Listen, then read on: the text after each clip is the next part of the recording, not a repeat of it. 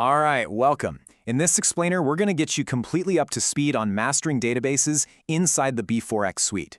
We'll cover everything you need to know to handle data like a pro across all your projects, whether they're for Android, iOS, or even the desktop. So just as a quick refresher, B4X is this really powerful set of tools for building cross-platform apps. You can target the big ones, like Android and iOS. And the best part is, you get to reuse a huge chunk of your code. And it doesn't stop at mobile. The B4X suite also handles desktop apps for Windows, Mac, and Linux. And it even gets into the world of IoT, supporting things like Arduino and Raspberry Pi. It really is a write once, run almost anywhere kind of deal. Okay, so here's our game plan. We'll kick things off with why B4X and SQLite are such a great team. Then we'll walk through the setup, talk about initialization, and then we get to the really good stuff, a technique for a massive speed boost. And finally, we'll see how to actually look at the data you've created. First things first, let's really dig into why SQLite is basically the default choice for pretty much any B4X project you can think of. So what makes SQLite so perfect? Well, it's a total powerhouse in a tiny package. There's no server to mess with, no crazy configuration files to edit. It's just a single file that's super lightweight and incredibly efficient. This makes it absolutely ideal for mobile and desktop apps where you need a solid local database without all the baggage. So how do you actually get started? Well, setting up your database is way easier than you might think. It's a super simple two-step process that's pretty much the same across all the B4X platforms. Yep, it really just boils down to two things. First, you just have to reference the SQL library. Second, you declare a global variable. That's it. Seriously, this is step one. You just pop open the Libraries Manager. Doesn't matter if it's for B4A, B4i, or B4J, find the SQL library and tick that little checkbox. And boom, you're done. Then you just hop over to your code.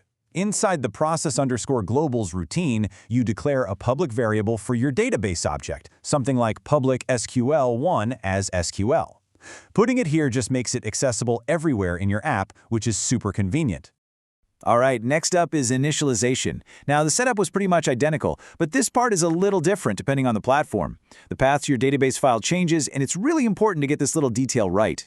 So you have to use the right directory constant for your target. For Android, you're probably going to use file.dir default external. For iOS, file.dir documents is the way to go. And for a B4J desktop app, you have a lot more freedom. You can just point it to a path like file.dir app. Oh, and one quick heads up for all you B4J developers.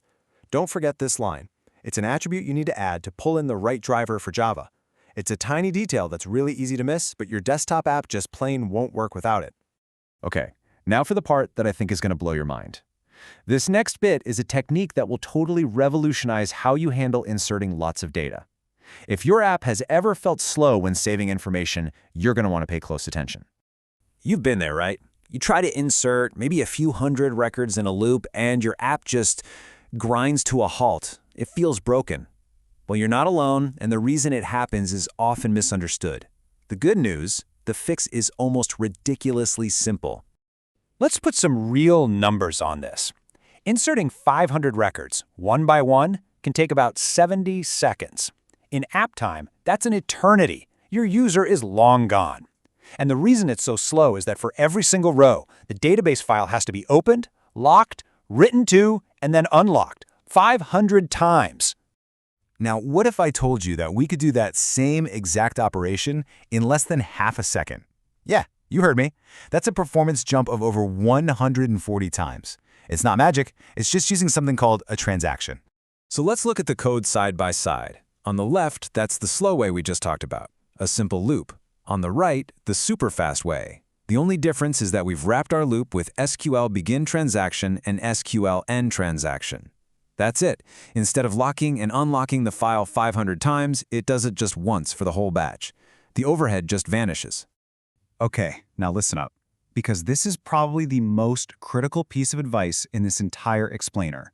You see this line here, SQL.transactionSuccessful?